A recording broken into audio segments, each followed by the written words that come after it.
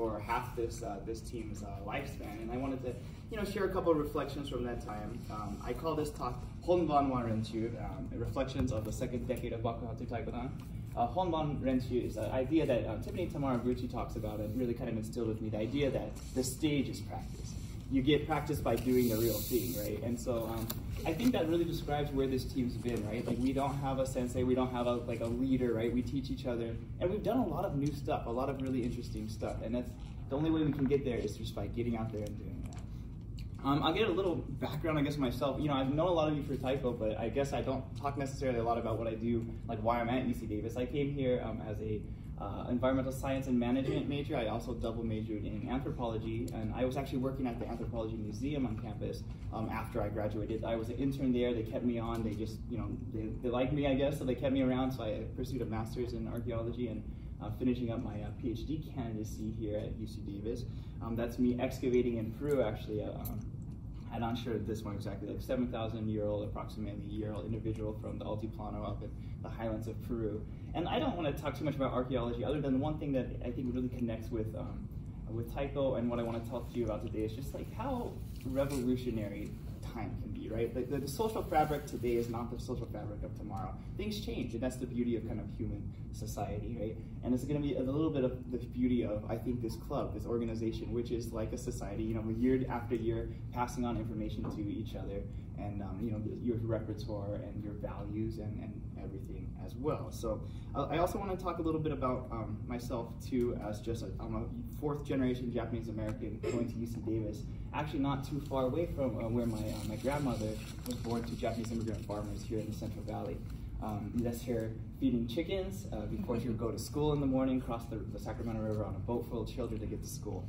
And I think it's important that we kind of share our personal histories. I'm actually in a TCA leadership program with Maya's cousin, Derek Oye, and then Roy Hirabayashi is also leading that one. And I'm talking to a lot of other people in the Taiko community, and they started off by having us do these journey maps, telling our personal histories as well. And I think it's, that's important that we come together in this organization and we learn a little bit about each other. One of the things that I find the most beautiful about this club, or these types of organizations, is it is a place where you get to meet really different types of Asian American experiences, and beyond too as well, right? Asian Americans, we are like a very diverse demographic, right? You can't categorize this any one way because Asia's a big place. There's really different immigration histories, right? The first Asian immigrants to the United States in the mid 1800s, right, all the way up to today, right?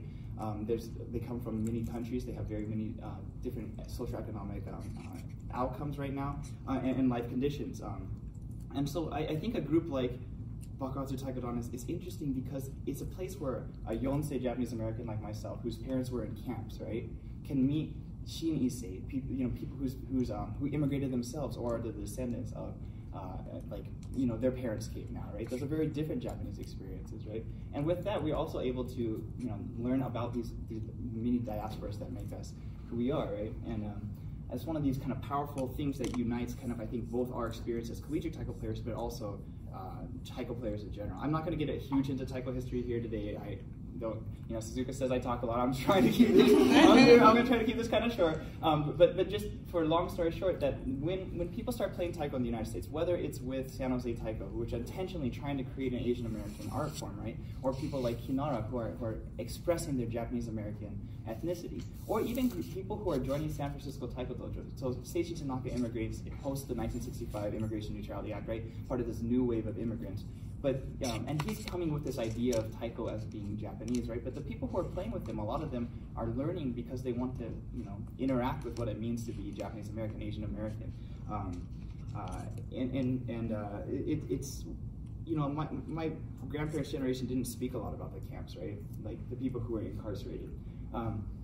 So Sansei, people like Roy and PJ, they're really, there's this intergenerational dialogue that's happening with them wanting to be Japanese, or wanting to at least challenge, like, this is what society wants us to be, kind of quiet, demure, getting along Asian Americans, right? When we can be loud, we can be crazy, we can be William, the most chaotic, voice around here, right? We can be much more than kind of what society had, pegged us at the time. Also, we're looking at the 1980s. This is kind of Reagan era, economic systems. This is the model minority was a talking point on like, major kind of media platforms. This idea that, say, hey, Asian Americans, look how good they're doing, right?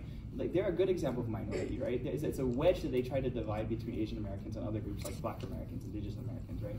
And I think, Taiko's a way to challenge that, to say that we're not, your cookie cutter model minorities. We're gonna be loud, we're gonna tell our own stories as well. So I'm gonna, that's what got me interested in thinking about Taiko music more generally. I'm not exactly sure where I'm going after here, but some of the research positions I apply for, I want to study Taiko more actually, and I want to thank you all for kind of helping me on that journey. And I think the only thing I want to say about this is that Taiko it's more than just, I think, a simple music. I think when I first started too, Taiko is Taiko, right? And then you pick it apart more and you realize that it's not maybe even the same interconnected music, right? It means something different to everyone. I'll just say it, I think Alan or someone from Soul Taiko, he says that there's this Buddhist metaphor that like you maybe heard the story, like a bunch of wise men were like blindfolded and they're taken to see an elephant, and they all touch different parts of it, and like one of it feels the trunk, one of it feels the tusk, and they come back and they say, oh, I touched, the animal's a snake, oh, the animal's a tree, it's all different pieces of the same experience, right? So the only thing I really want to say, like why I think this is relevant to you, because you're coming out of a very specific type of Taiko. You've played Taiko on college campuses, right? You have a very specific history on this campus, and many of you have reached out and made friends on other campuses too, right? And I encourage you to continue to to broaden your view of what it means to play Taiko. It's not a simple thing. When I started playing on this team, in our description, we still had a pretty kind of trite, primal energy, kind of this idea that it's this ancient kind of art form. And I think we've really, as a team, in those last 10 years, really questioned more what it means to play. And I think you've seen it in the types of activities and stuff we've done. But I'm going to get into that. I'm going to kind of go quickly through. This is you might have seen this before, and just I think in our history slides, I think this has been copied a couple of times. This is something I made for one of those history slides a while ago. Right here, I'm just highlighting at the bottom, just for visual imagery, from the start of our club to current, that green line at the bottom, that's what I personally kind of witnessed, so that's what I can speak to, which is quite a long time, right? I want to just briefly give you an oral history, because we've heard it in little bits before, but I think we've been kind of scattered because of COVID, and I want to just tell you this one more time, and that from kind of our beginning story. So John and Stacy Clark were the founders of our club. John Shinozaki, he played in high school, right? He came to college and he wanted to keep those experiences he was having in high school life. So he went to the Cal Aggie, right, our newspaper, and he said, I'm going to put out an ad. I want to ask people if they want to play Taiko. The editor said, oh, that's such a good story. I don't want you to pay for it. We're going to run a feature article on you. And they ran a feature article on John, and that's how Stacy found him. Stacy's dad, Greg Clark, was a student of Tanaka Sensei in San Francisco Taiko Dojo. And he left to start Emeryville Taiko, and a lot of those early equipment, so that's the sumo, the red sumo, those one-headed shime. They were made by the early members in the garage, actually, of Greg Clark. That one of those extents, that wood one, is actually, it has his signature on that, Greg Clark. And some of the shoe Taiko, a lot of them are made actually later. Gary Wong. So John and Stacy, they might be 1 year apart. They graduate / go to study abroad in Japan. And the team's kind of left in the situation where, like, oh, they don't really have anyone with experience. People who have like 1 or 2 years of experience, maybe similar to how some of you are feeling now. What's interesting though, so Gary Wong, who comes out of San Jose Junior Taiko, he comes to the club and he has some experience, and he and the others kind of rally. They make a lot of drums, and they're playing a lot of gigs. I talked to Gary recently. The California State Fair was their kind of big thing, and in those days they were playing for only paid gigs, right? They were getting paid to play, and they were somewhat prolific. They were more like a band though. There was like Daiko player, there's a shime player, there was everyone had like one part. It's a little different than what we have today, where we really try to teach like kind of you all the parts of the song and stuff, right? Yeah. And so by the time Gary Wong's leave, that blank I actually have filled in since then. That's actually Jeff Suzuki, the writer of Kick It, who takes the team for a while, then Jamie Nakatani, and that's when we get through the end of the first decade of Bakuhatsu. They close out by hosting ITI. It was a really big moment for them. This 2 new member line here. They had 2 new that year. They both left. It was too hard. 2 reasons for that. One, they lost their practice space, something that you've gone through too, actually recently in 2018 we lost it. They lost practice space. They were practicing in a garage late at night, or a barn, I think. The 2 members, I don't want to do this. They're making us get ready for this huge, there's a lot of work, right? And so they didn't keep people around. So they take 10 more next year, and then that's when it kind of kicks off again. I'll get more into that later. The rest of what I'm going to talk about is really about what I said, a reflection on 10 years of our club. But before I do that, I want to just take a look real quick on this. This is not quite the most recent years, but this is 10 years of data, of me being on the team, and I want to say something a little bit about ethnicity. Because it is something that is talked about more broadly in people who study Taiko. In 2016 and 2020, the TCA conducted a census, finding that about 2/3 of players were women, and slightly over half, it depends, 55 to 65 were identified as Asian American. I think our team consistently hits above that mark. It's just an interesting kind of thing. They don't disaggregate in their census by region. I think a lot of that is regional. I think that this looks more West Coast. This is actually probably on par for a lot of what we see on the West Coast. There's a lot of Taiko in the Midwest too, and there's a lot of different reasons why people get Taiko too. I want to reemphasize that people who are going to JET programs, right? They see Taiko in Japan. They come back sometimes to the Midwest and they start groups, right? There's groups that are primarily white who learn from Japanese drummers in JET and come back and play too as well. What I think is kind of just interesting to have the ability to look at this data is to say if Taiko on campus is a harbor for Asian American kind of dialogue or identities or discourses, right? You'd want to ask how do members themselves identify? And this ethnographic data comes from I actually knew everyone on the team, so these conversations were something that we had, right? And so we consistently above 75%. Usually, I think the average was 82% who identify as some sort of Asian American. And of those, it's that red line there showing how many identify with either Japanese American or Japanese identities. The dotted lines show international students. So one thing that I don't think any of you have seen, that there's kind of a consistent kind of international presence in our club for a long time. A lot of that ends actually 2016, right? There's a change in immigration policies, hard to get visas, right? I don't have enough data to causality, right? But there's, that was something that was part of our team actually until relatively recently, having people from Asia actually on our team. So yeah, that's one thing just to reflect on, and another one too is, and I want to preface this by sex and gender are non-binary and they are certainly fluid. The reason I use % women or people who used she, her pronouns during the time I knew them, at least for part of that time, is because to compare it to, there's this, in broader North American Taiko, there's this thing where about 2/3 of players identify as women, but leadership positions have been historically underrepresented in terms of women leadership. So I want to ask, is that what's happening on college campuses or not too? And I think this doesn't quite tell the whole story, because this is everyone who's either in a president or has some directorship position, artistic director position.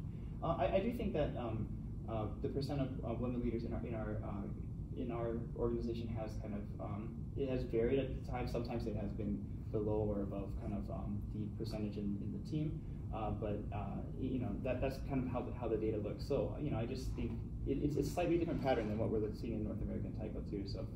And we can. There's a lot of ways you might attribute it to. Our team has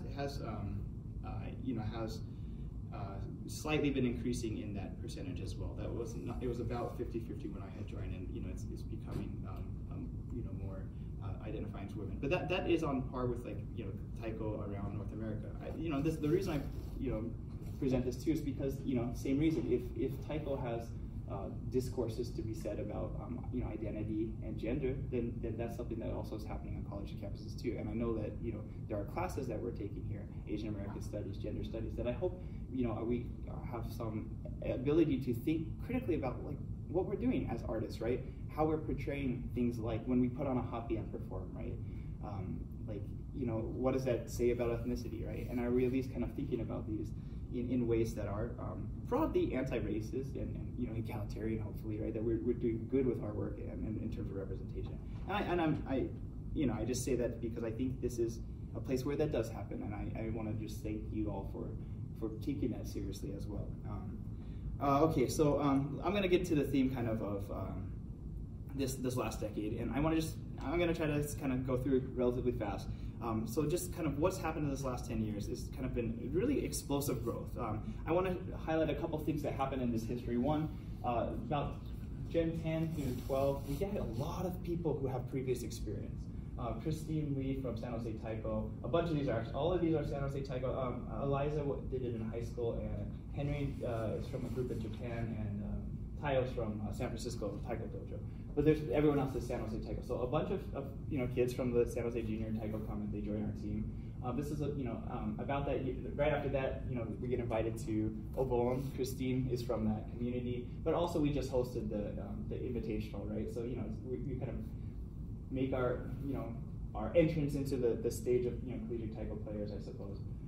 We had this website that Stacy actually ran on a server out of her dorm room for a while. Someone else ran it out. I mean, this was the early kind of internet, right? They had it literally on a server in her dorm room. not that early in the year, but that's how students did it. They didn't have Squarespace, right? They were doing it that way, right?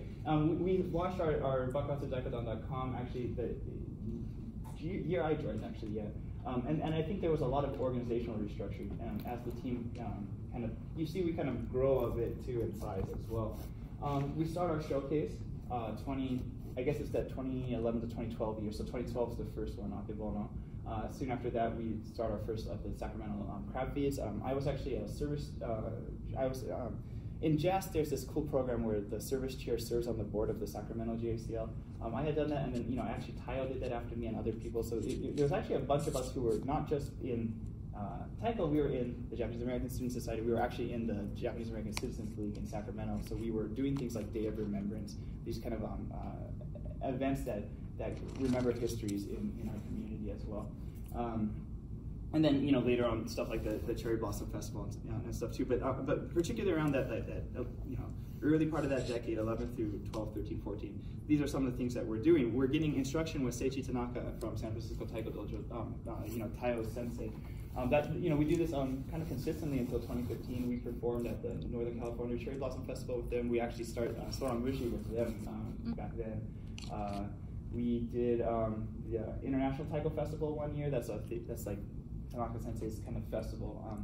For many people, Tanaka Sensei is the father or the grandfather of North American Taiko, which is he has a lot of students, right? And he has done a lot for Taiko.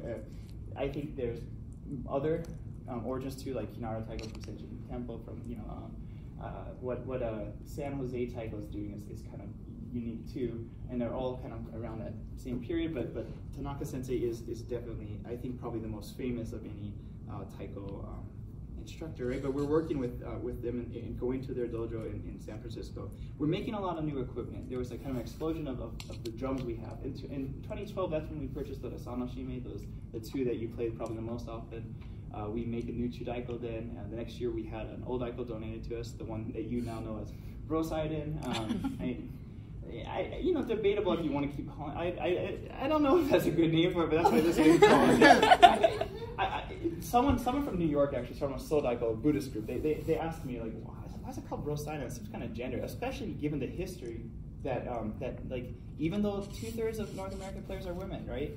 Like, for a long time, like, all these roles on a Daiko are just men. Like, where people like Tiffany Tamarabuchi, she was actually recently featured in a PBS kind of special as someone who kind of broke that mold and was really trying to advocate for women Taiko players. So they asked me why do we call that? It's like, I don't think it's a great name. I think it was like during that time there was a meme where you would just add bro to everything. Like I said, it was some meme thing, but you might consider, is that the memory of that meme important, or is there other implications as well? So, we're making a lot of drums during this time. All of the main series we have today, actually a lot of those barrels come from a little bit before, but they've all been reheaded, and they're all kind of this is the stuff we're using starting kind of here. Gary's were a little bit bigger. We still have one that we call Gary. Those slightly larger Chudaiko are now Old Daiko. Those were the ones that Gary used. For a long time, my garage was a Taiko workshop, so this is just a memory of that picture. But it was a place where we had a place where we could make these drums. And I think that one challenge maybe I'm going to talk about it a little bit later, just briefly. But we had places where we could practice. We had places where we could build stuff, and that's something that I think looking forward we're going to have to think about, or not me anymore, but you'll have to think about it. And I think there's lots of creative solutions you have. So I'm not warning, right? Just saying that's just what we had before. The other thing I really want to talk about, there's an explosion in our repertoire, right? There was about 5 songs that were, I'm not talking about the core repertoire, the songs you play during a normal performance, right? There's certain songs that are, they keep coming back for showcase. Inori's one that's been consistently around since like 2013 or so, or maybe before. But it's pretty much just showcases and a couple big performances, right? There was a song, Hanami, that was written. Actually, it was only around for 1 year. We did play it on the circuit kind of, but it didn't stick around. But so the songs represented here are ones that are both like they were on the circuit. They were the ones we were playing all over town, right? And they had some staying power.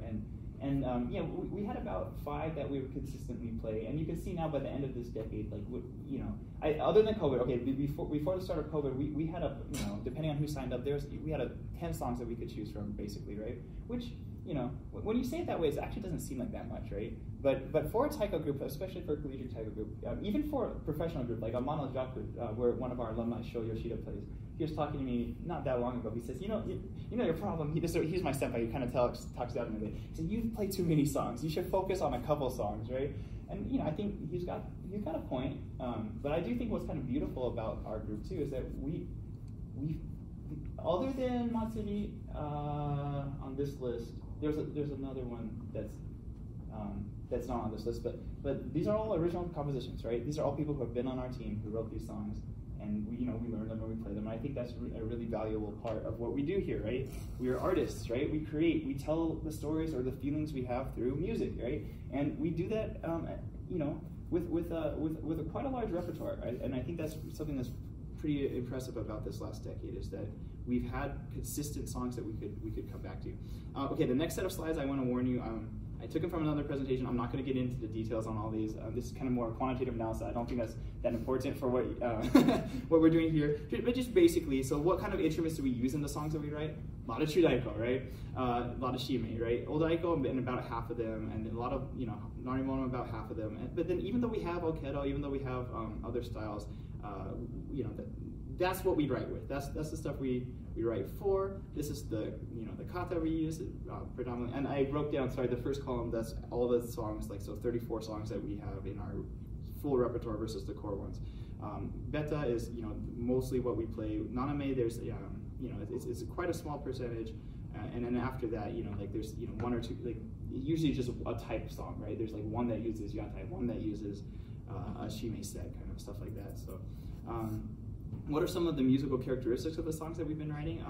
One kind of interesting thing is like most of the songs that have been written are straight, 72%, but of the core songs, actually, that drops down a bit. That the stuff that we play a lot, and this just says if it's on the list or not. But like when at the time we spend playing slung versus straight, we actually have quite a lot of swing used in our set, which I think is quite interesting. A lot of our songs, like actually a considerable amount of our songs, if you consider the core set, use a kick. Like that is just that's just something that like we like to do in our music, and it's I think it's kind of interesting.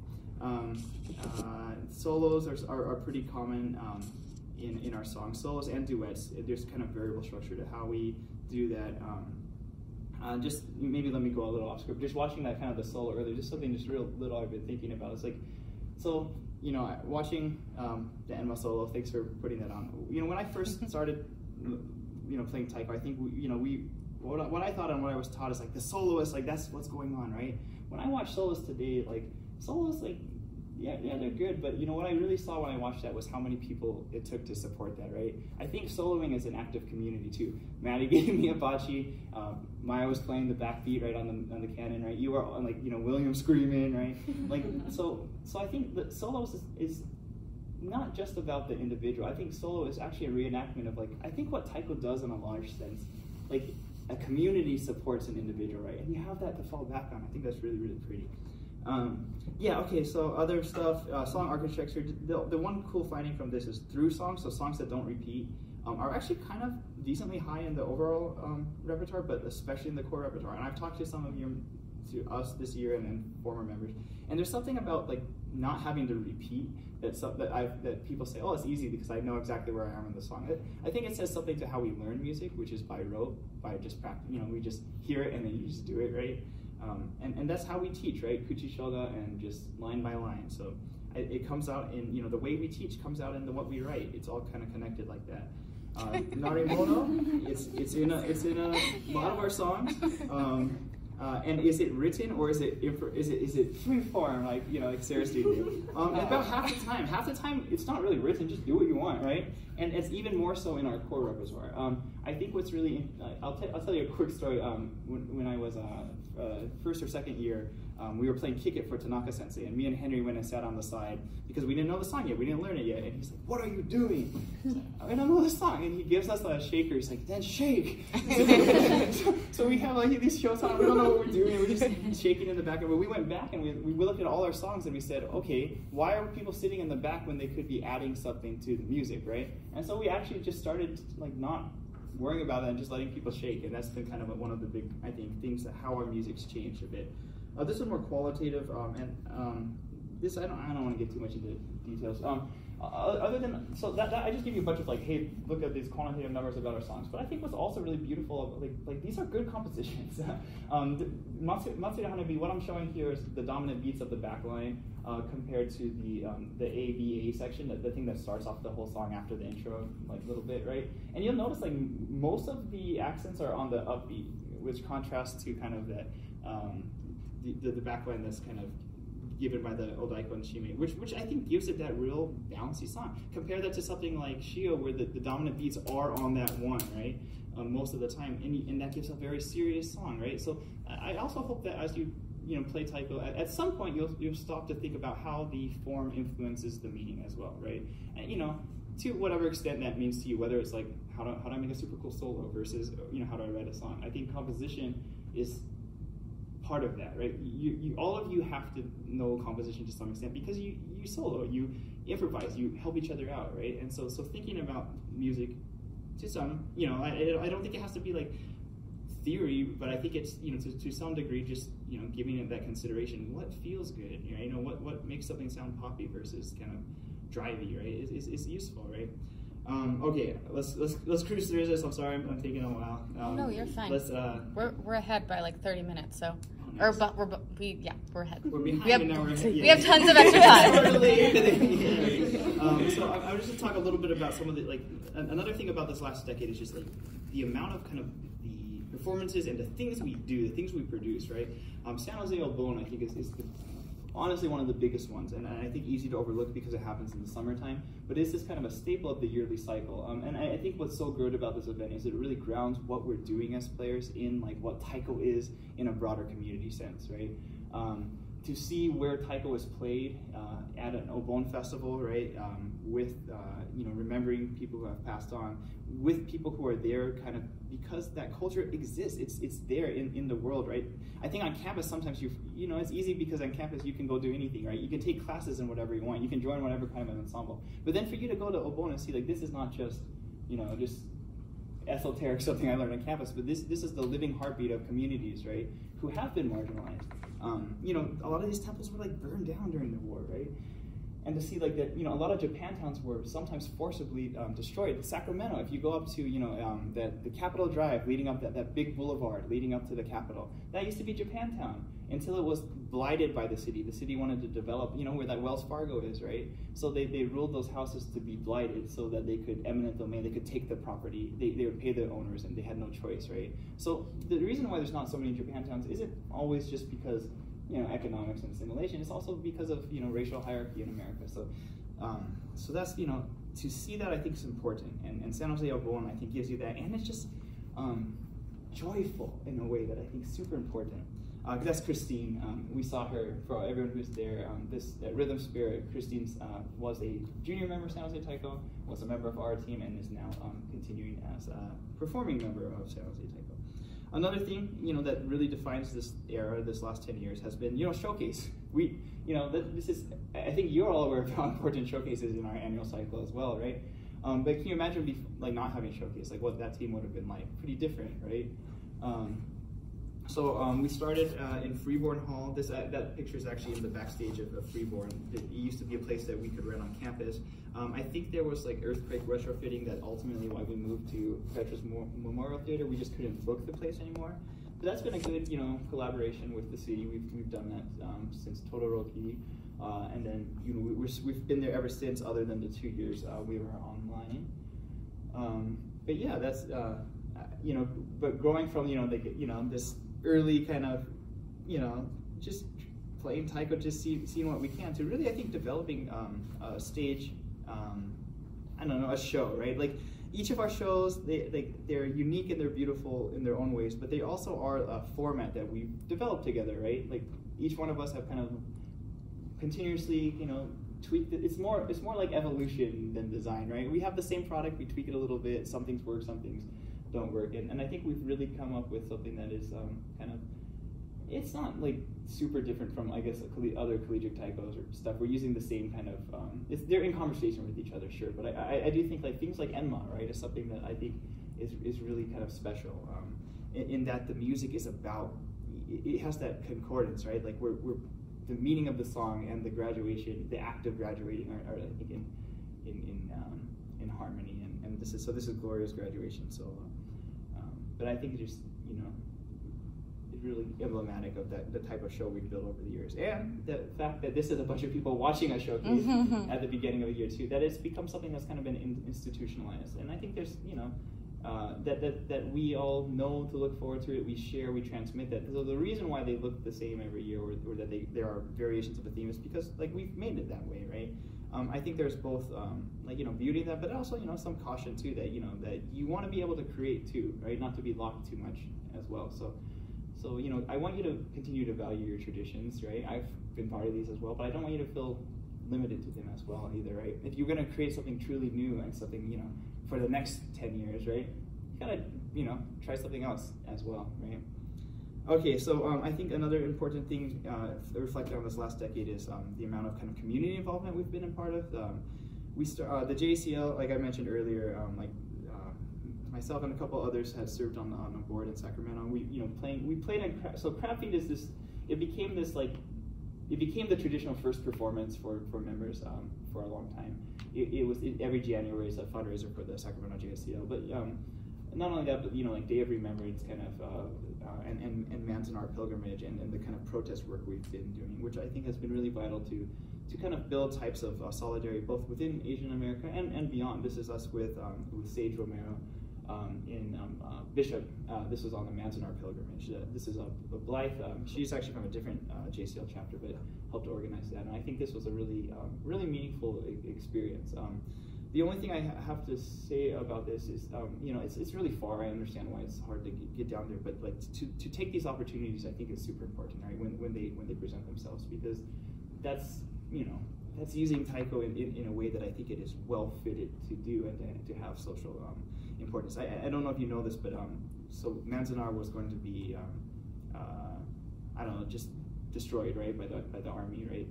The Manzanar is one of the war relocation centers where Japanese Americans were sent during the war.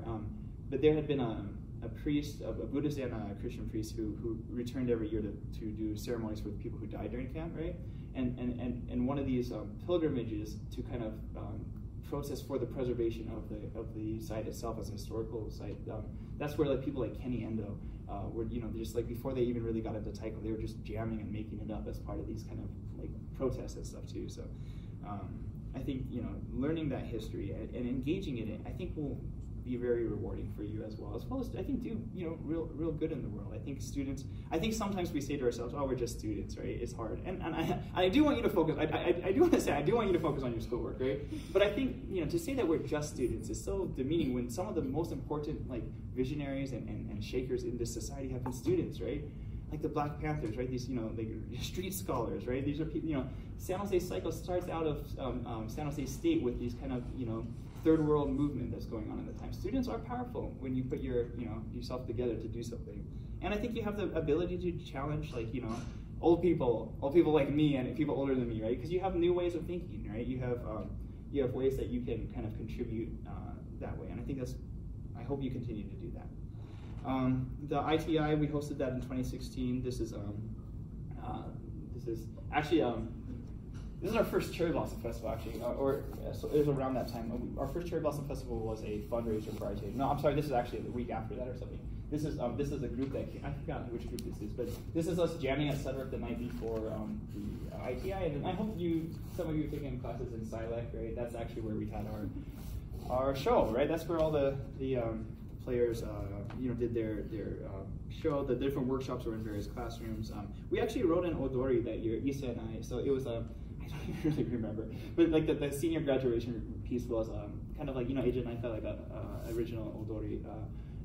We did that for all the graduating members, and in ITI they also do this thing where each team sends a couple members to be part of a collaborative piece. So that's coming up again sometime, right? Like we're due. I know a lot of people are like due for it, but I think we were next on the lineup.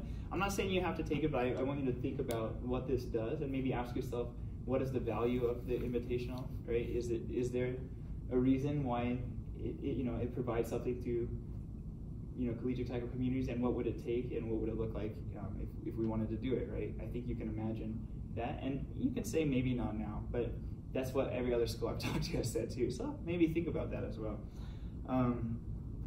And the Davis Cherry Blossom Festival, that's 2016, but really grown since there. I think that's just it's I've told you this before, but maybe for all our guests today too. I think what's really kind of beautiful, the fact that we host our own public festival, right, is that we are able to kind of play the taiko the way we want it to be played, right? Like it's a chance for us. I mean, we don't always, I think sometimes getting that narrative across is situational, it's positional, right? Like I don't think we always play to the same audiences, right? When you play taiko, what it means to your auntie, right, in the back, right, versus to someone who's never seen taiko, versus someone who's a community organizer, versus there's all kinds of different ways that you can see and experience taiko. But one of the reasons I started this is because we were playing all these gigs that were someone told me once after, whenever I hear taiko, I just want to get a katana and cut something in half, and it's like, that's not why I play taiko. That's not what it means to me. Maybe I can show you a little vision of what it means to me. So I think it's kind of important, and it doesn't have to be just any festival, any one event, but that we play in a way that reflects what's in our heart. I think is important. The picnic day parade, I don't have much to say other than that's it. Issa and I made that in the Sudworth parking lot. They were really gracious. They let us use that gravel area. We spent all of spring break making that thing. They gave us a lot of beer too. And that's how we made that thing. So if you're wondering why the screws aren't in all the way, it's because it's not because we're struck. It's because we're not carpenters. We're like, I'm an anthropologist and he was an engineer, I guess. He should have figured that out. One story that these are the wood wheels. I don't think any of you recollection of this. Issa and I had been planning. Some of you asked, why don't you have wheels that turn? One, that's a little hard to engineer, especially with just wood, right? But we had it in our notebook, and then Issa went home for winter break. He was going to do some research on yatai, right? The actual kind of floats, right? He comes back and he throws his notebook down. And he said, "They don't turn." This guy Issa talks really hard. Wheels don't turn. You just push really hard. Okay, so we don't make them turn. We just made them out of wood, and then to turn this thing, you just had to push it really hard, or lift up one end and kind of scoot it around and stuff. But yeah, I just thought it'd be fun for you to see that. I kind of want to get out of, these are not specific events, this is another just maybe overarching theme, is collaboration, right? That this club has not existed in a vacuum, right? But we've worked with many organizations on campus, it's some in artistic spaces and beyond, either who we're supporting, right? Like when we play at a sorority kind of fundraiser, or who we play with, right? This, Davis Chinese dance and Nakeki, Neo Hawaii. Down there, those are two of the groups we've collaborated with in recent years on a showcase at our Cherry Blossom and at where we perform. And I guess some just questions I don't necessarily have answers for, but maybe for to think about is why collaborate? What's the value in that? And what does it take to really make a meaningful relationship on campus? Are we collaborating because we've done it before, like we need to get a collaborator for showcase, or are we collaborating because there's something in the art that we want to express, or is there something in the community that we want to access and touch, right? Bring people together, and there's not one answer to that. So I think I just hope that's something that you can explore through your art as well. This is our first showcase actually. This was the Golden Turtle Lion Dance Association at Akebono. This is them at our 2017 Davis Cherry Blossom Festival. You know, that was a lasting collab. We learned their pieces. They played with us a lot over those years, and we got to really know more about Chinese lion dance in the United States, and how it's also kind of like taiko. It has some really deeply rooted kind of history in like San Francisco, Chinatown, for instance, but also kind of a more recent diaspora connection as well. We had a long-lasting relationship with the Japanese American Student Society. This is actually probably the largest group of people who play Sonobushi at one of our showcases. Like I mentioned earlier, we started learning this piece with Seiichi Tanaka Sensei.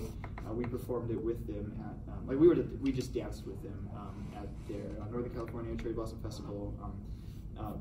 Partially through our members and you know other dancers who were in jazz. We made jazz had the Jishin Yosakoi group for maybe 2 or 3 years.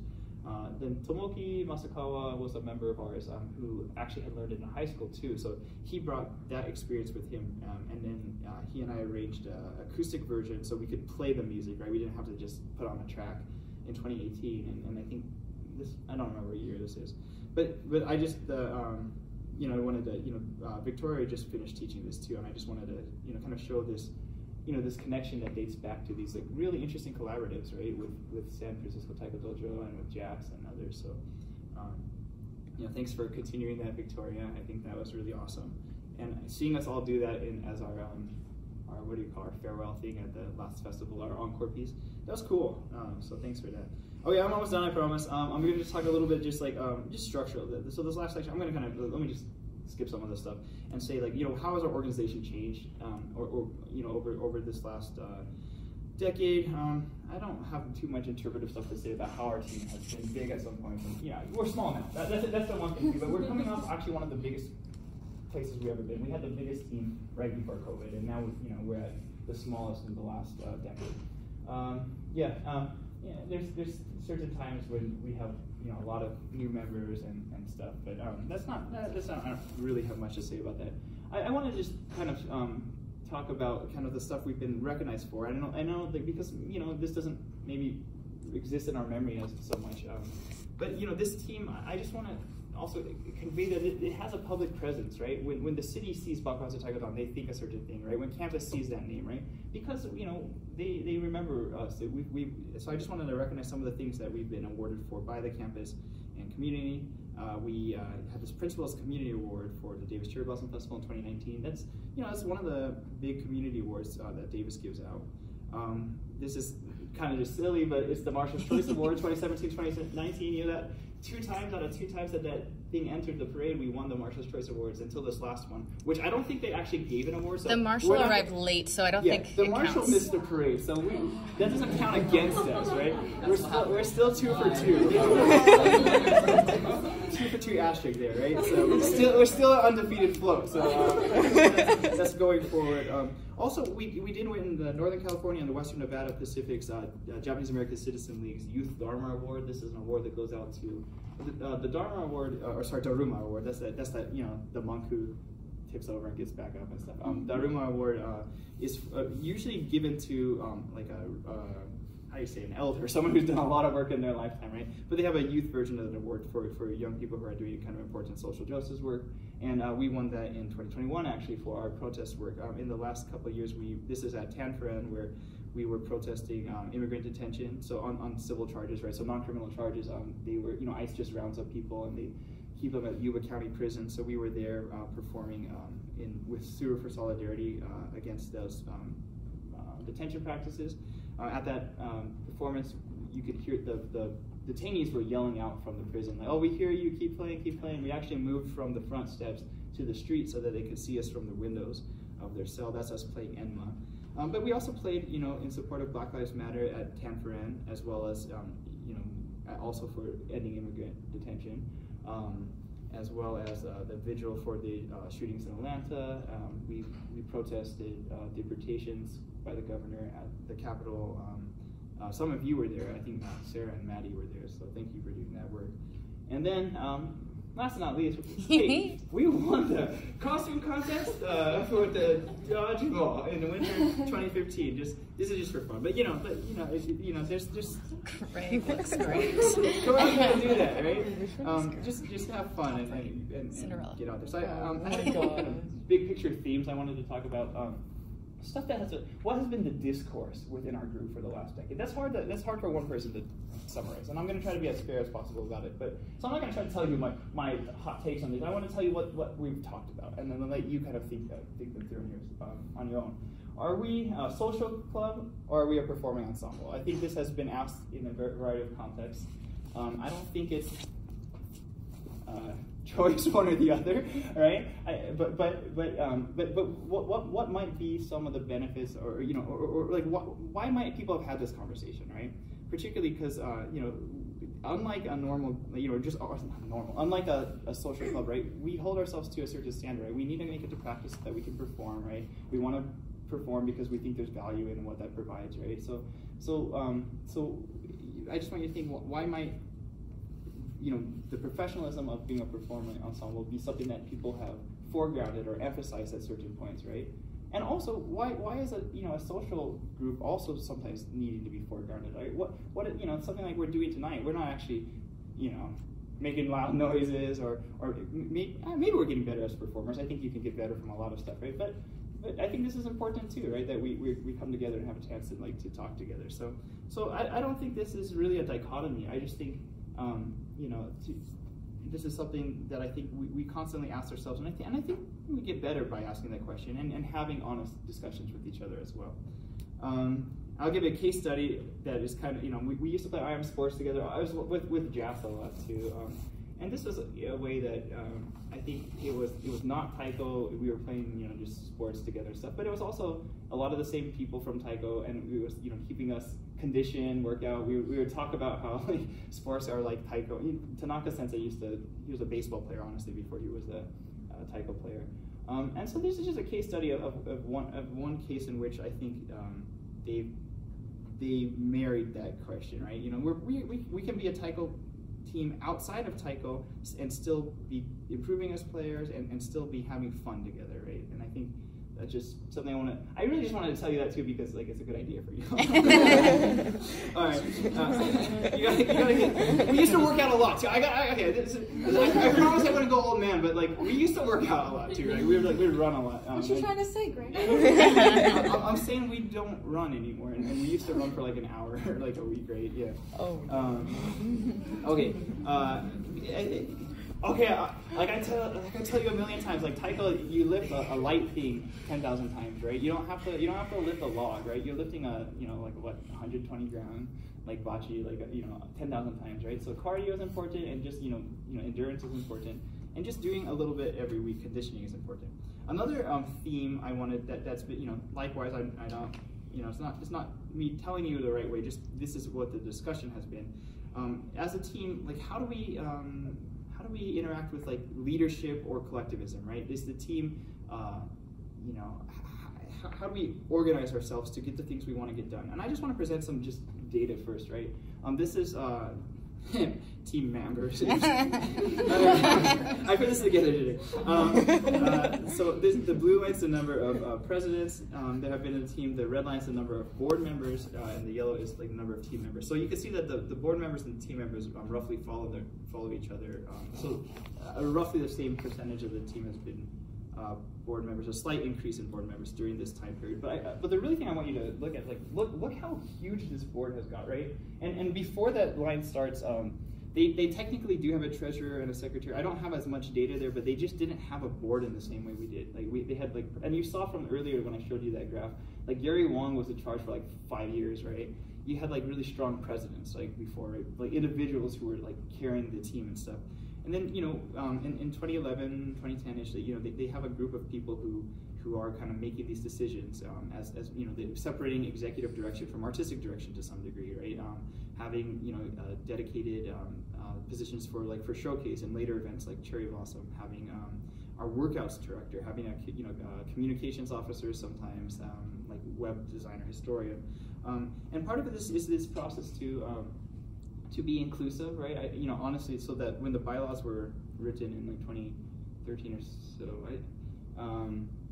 That's when we kind of codified like a bunch of positions, but also we really wrote it intentionally that there was not a limit, right? That you can have as many board members as you want, and there's been a push to try to include more people. Any returning member who wanted to be a board member could be one. And that's kind of the direction that it was headed, and I think that was good in a lot of ways, in that it got more people involved. I think some of the challenges, how do I say this? We did enter an era where there wasn't an emperor, but there was a bunch of feudal lords, right? Every department had, was in charge of something, right? And they had to sometimes compete with each other for, either time, attention, resources. I think maybe looking forward, it's not, I don't think that's also not a dichotomy, right? Having a strong person versus strong heads, right? Versus like a complete collective. Like you could just be completely egalitarian. That's a model, right? Where like you just all make decisions together and you don't worry about this leadership stuff, right? But just that I think this is something we've talked a lot about over the years, and I hope it's something that you can continue to think about. How do we ultimately achieve what and what's the best way to organize is fundamentally also a product of what do you want to get done, right? What do you want to do, right? So I want to think about the positions not as just like we have to do this because that's what the last year did, right? Or because it's a position that needs to be filled. But you should not be filling your positions based off the past. The past is behind you. It's like driving a car looking backwards, right? What do you want to get done? And then I would ask yourself, how do you want to organize yourself that way? And just lastly, I would say, and how do you make sure everyone's heard, right? And and be kind to each other as well. Okay, so that's I have just a couple of things like you're moving into a third decade of existence, right? This team's been around for a long time. What are some of the things maybe you look forward to or think about? Part of it is drum stories. Victoria's family has been very kind for us for the last couple of years. Honestly, really saved our butt with, especially when I moved out of my place, I didn't have a garage anymore. Victoria's family really let us keep all our stuff there, and that's space that her dad could rent, right? It's Victoria's not going to be on the team next year, so I think we do have to think about financially and what's that's costing Victoria, and as an organization, how should we be storing our drums, right? Should we fight for it on campus? That's very unlikely. It's really hard to get. Space is one of the hardest things on campus to get. Both Stanford and Raijin do have it, but I think for our size and history and output, like for what we do, we don't have space, and that's an issue, I think. One thing we did in the early days, like when I first joined, like people just dispersively took home stuff, right? So like I'm in charge of 3 chew, Victoria's got 2, and William's got to carry all the shime on his bike to practice or something. So that's something. This was a storage shed that was just in someone's, in one of those apartment complexes. Those external sheds. We built that little shelf there, but there hasn't been one way to do drum storage. It's been continually evolving, and something you'll have to think about moving forward.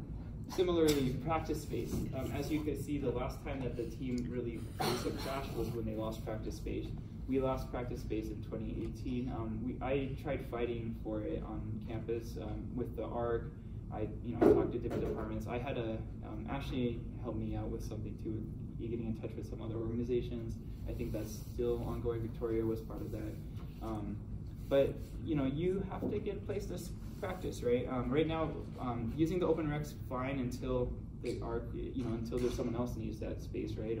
And honestly, like half the time when someone's like punching each other in the background, it's hard, musicians, right? I want you to hear each other, not the sound of someone punching each other in the background. But I think it's something that's worth fighting for, right? As an ensemble, like you need a place to make music, right? Something with mirrors would be great, right? That dance studio, we've used that in the past. The one that they say we can't use because students can't rent it. We have. I rented it, right? But the ARC has they made a major policy change that year, and part of the reason that never resolved was COVID happened, right? So then we were just all home. I think it's super easy and convenient for them to just tell you this is the way it's always been, but it hasn't been, right? And I think that's something that you need to consider, right? Or just grow from the cracks like a weed, right? Grow, like just practice in the parking structure, but know like how that's going to affect you as well. And that's not maybe that's what you have to do. So do what you have to do, but you got to figure out where you can practice, right? Maintaining equipment. particularly reheading drums. I don't know, like there's a lot of stuff you can get by without, but you need to have a plan for reskinning drums, right? We've reskinned all those drums. I think this is a nice full circle because I think I've reskinned every one of our main series Chu in the last in my time here. So they last about 6 years, but they're kind of cycling, right? So you see one right now is failing right now, and then so about once a year is kind of what we used to expect. So knowing how to do that, or finding a way for you to learn it or get it done, either professionally or with help. Roy Hirabayashi is helping Cal right now. Yeah, so there's some options, and feel free if you ever want to ask me or anyone else, they will help you as well. Maintaining institutional knowledge on a broad sense, right? So that's more than just how to fix a drum, but all the stuff that goes into performance and stuff. It's something that it's not new. This is something we always have to do. I think this is particularly important coming back from COVID, right? 2 years where we didn't do these things. You didn't learn through embodiment, right? You learned through just people telling you, like I'm telling you here, right? This isn't gonna help you other than just maybe get you thinking about what do you want to maintain. You don't have to maintain everything, and how are you going to do that, right? And then I think second to lastly, like continuing to take workshops and seek kind of professional and artistic development. We have, if I went back to my big title slide, most of those years we did a professional workshop, particularly early in that decade, right?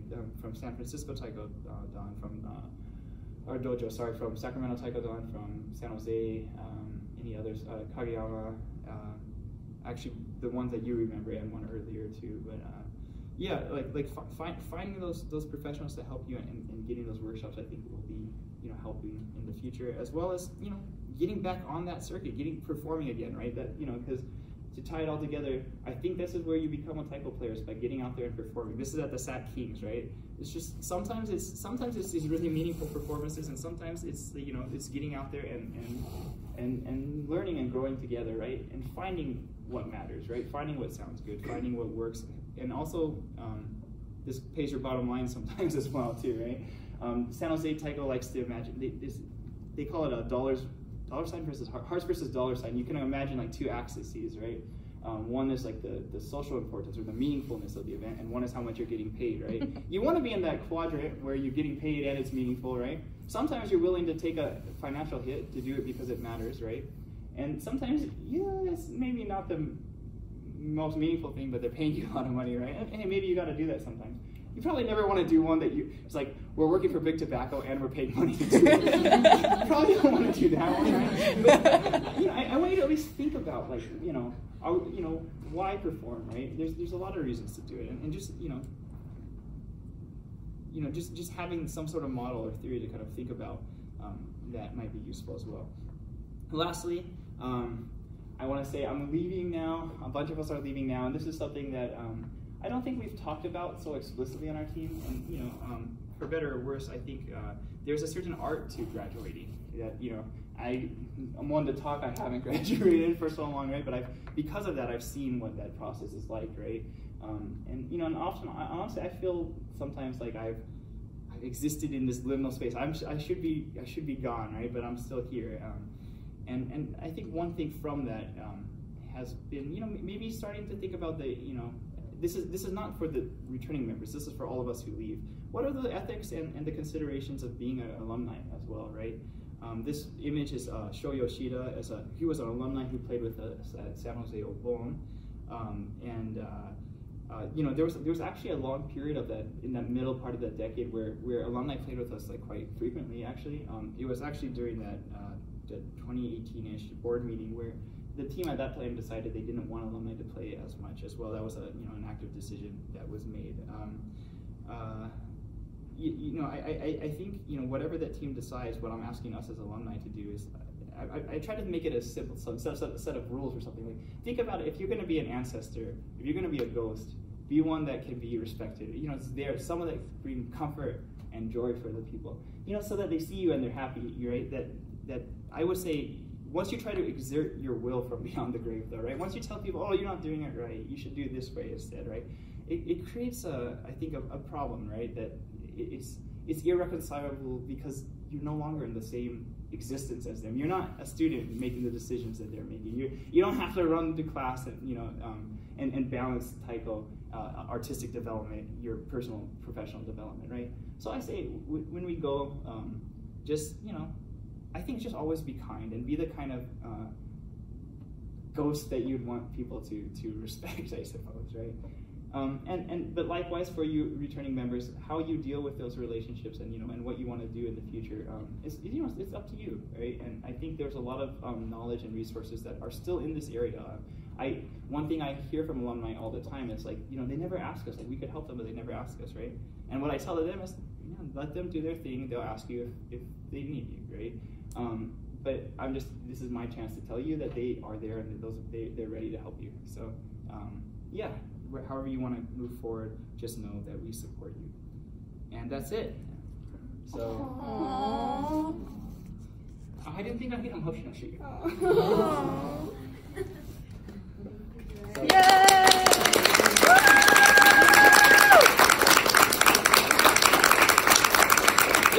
Thank you. Yeah, I mean, especially coming back from COVID, that was so hard, and to just go through another year to see, the grass grow. Yeah, it's really pretty.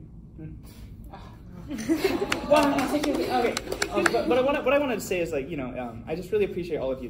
This is my last year on the team. This is the team that when I look back, this is the one I'll remember, right, as my last time with the team. So I just want to, I gave you a lot of pictures from the past today because my talk was about reflecting a decade. I had to consider, because I didn't want to glorify that over what we've done this year at our banquet, right? And I hope that was useful in some sense as you kind of look forward. But I really do want to emphasize that I've been here for the present this year, and I've just been really impressed with all your work, all the leadership you've all put in, and just how kind you are to each other. I think it's really important, right? So yeah, thank you everybody. It's been really fun. All right, so.